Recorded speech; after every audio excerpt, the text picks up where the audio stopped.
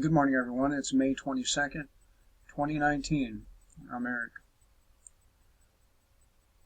So, how do I start this here conversation? Okay. We have a document. It's called the Constitution. In the Constitution, we have this thing called the Bill of Rights. And every time our Bill of Rights, our Constitution, is trampled, we'll get individuals who say things like, Americans need to stand up and protect their Constitution. Americans need to do this, that, or the other. And yet nobody's really doing these things, are they? And haven't been for a very, very long time. I mean, the first infringement on our Second Amendment should have been enough to spark a nationwide revolt, but it didn't. The implementation of the Federal Reserve Act should have been enough to, get people riled up from one side of the country to another, but it didn't. And we can go through one event after another that should have sparked outrage in the population, but didn't. Right? Or no, I'm wrong.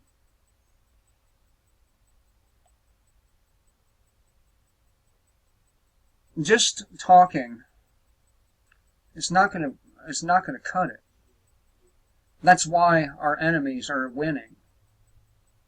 Just talking does absolutely nothing to defend the Constitution. While we're all talking, the governments, the state governments, along with the federal government, are doing everything they can to restrict our freedom. They're doing everything they can to restrict what God gave us, free will. They are doing everything they can to undermine your very right to exist. But, let's talk. Let's find peaceful solutions. I've given you one peaceful solution. One. And it's the only peaceful solution there is. And it's only going to be peaceful, or would be peaceful, on our side. Okay? It wouldn't be peaceful on the other side. They would use force. They would use troops, police, the United Nations, you name it. But our side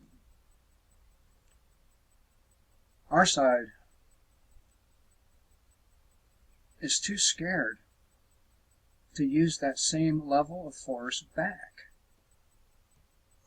Most people are afraid to make the consequences of trampling our rights so horrific that one would cringe even thinking about it.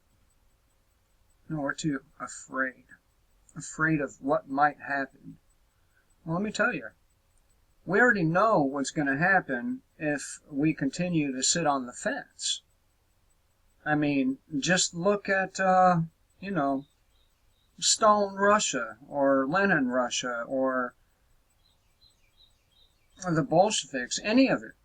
That's what happens to you. Your very right to exist is under attack, and you're sitting on your couch, you're sitting in your chairs, you're going to work like good little slaves, and you're being obedient. And I get it. You're being obedient in the hopes that all this stuff will eventually work itself out, but let me ask you, has it so far, has any of it worked itself out? No. Has not.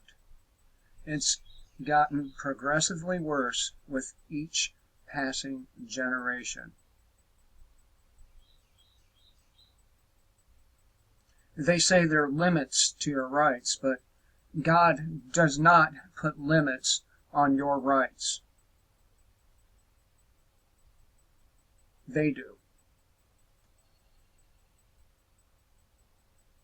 The Catholic Church does. And many others. But God? No. He don't put limits on your rights because He gave you free will for a reason. To be able to choose right and wrong. And everybody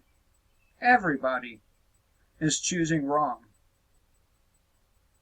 Just a handful of people, don't. And here we are, so many years after our founding. Each time the population has had an opportunity to do something about the madness that is the federal government, and the states' governments, by the way, and did nothing. For what? So they can have reasonably comfortable lives? I'm going to tell you right now, my life isn't really all that comfortable. Very uncomfortable to me to know that some goon squad can come to my door any time and decide that I belong somewhere, maybe even dead, and can have the ability to take me away and for me to never be seen again. That's pretty uncomfortable. Pretty brown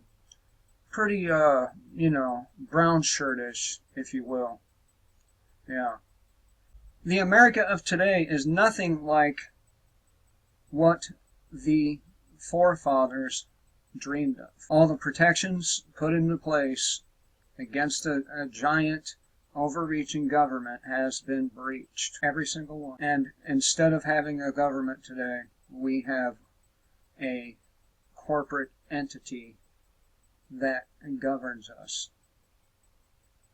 A corporate entity. But hey, Constitution, right? People keep talking about the Constitution as if it matters, and if it really mattered in the first place, do you think people would have done a lot more to defend it? I mean, I just did a video on people who have literally spent their lifetime trying to wake people up, and look where it's got them. Yeah, they've made some money doing it, but was their mission successful? And were they able to wake up the masses? And the answer to that is no. They were able to wake up handfuls of people, but not large portions of the population. And we have the same situation going on right now. And we find ourselves in the very same position today. We got fuck tons of people out there trying to wake up the population, but it really hasn't done a whole lot of good, has it? I don't make my videos for waking people up. I make my videos for the people who are already awake. It's going to be us who has to do the dirty work. It's going to be us who has to give our blood, sweat, and tears. And it was like that back, during the revolution. They, just a very small part of the population really wanted anything to do with fighting against Britain, right? But the very small part that did were the ones who had to do it, because they're the ones that cared. If you really care, you're going to have to do something more than talk.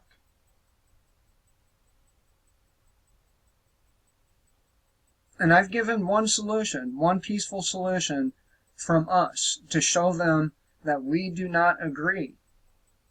And that's by pushing for a election boycott, and push it hard so it gets media attention.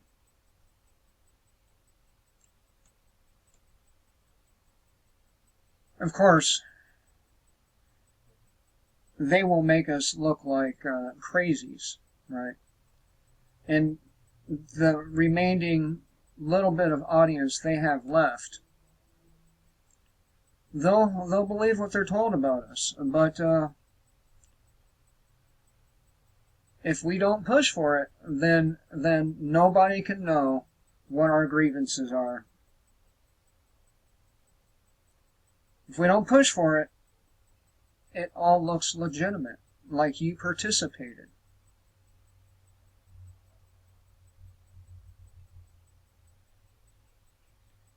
Over the course of the last few elections, the numbers have gotten smaller and smaller. What if the number of voter turnout ends up being around 10%? That's not enough of the country. What if it ends up being 30%? That's still not enough for the country. How can they be legitimate if only 30% of the country wants anything to do with the political system? What about 40%?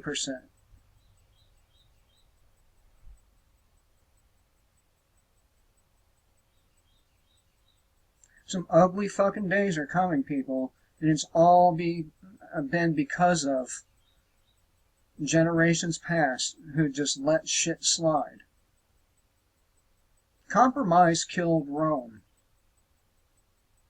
And here we are, all compromising our freedoms away. Oh, let the state take the guns of felons, because what do they matter? They're shit. Well, it really depends on what that person did, doesn't it?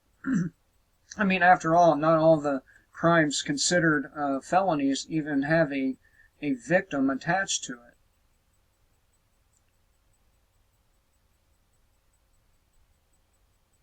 And we just keep watching one person after another, red flag laws, people's property being taken, you name it. We stood up one time, once, and that was with the Bundy fiasco. That was it. There should have been fucking riots across America after what happened in fucking Waco, Texas. Should have been, but there wasn't. Those people were citizens of the United States. We're supposed to be looking out for each other as citizens of the United States, but what do? We step over the homeless. We thumb our noses at people we don't understand.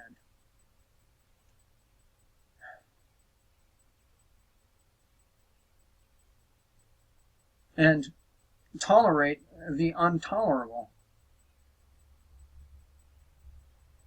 You know, that rich cultural diversity. We are supposed to be the freest people on this planet, and we are far fucking from it. And nobody, not many, seems to give a shit.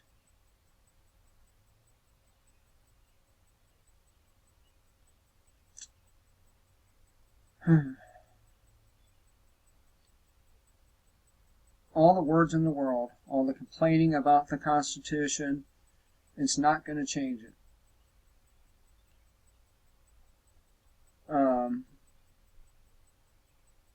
Who needs action when you got words, right? Should check out the song Plateau by Nirvana. I think that line pretty much says it all right there, just one little line.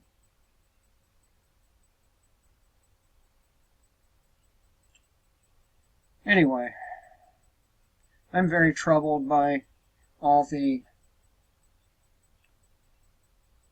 doom that's coming our way. It is nothing less than doom. They moved to take the guns for a reason. And the reason is never, ever fucking good. Not the real reason. What are we going to do then? Are we going to lay down and, oh, It's just the weapons, the very thing that can free us from our bondage, right? As long as we get to have a good economy and and that's a laugh, and jobs, that too's a laugh. What exactly are we getting out of the deal again? I don't understand, because there is nothing that we're getting out of the deal. Nothing. Except for more pain, more suffering, and more of the same old bullshit. And this is why I keep on telling you, kill the state before the state kills you.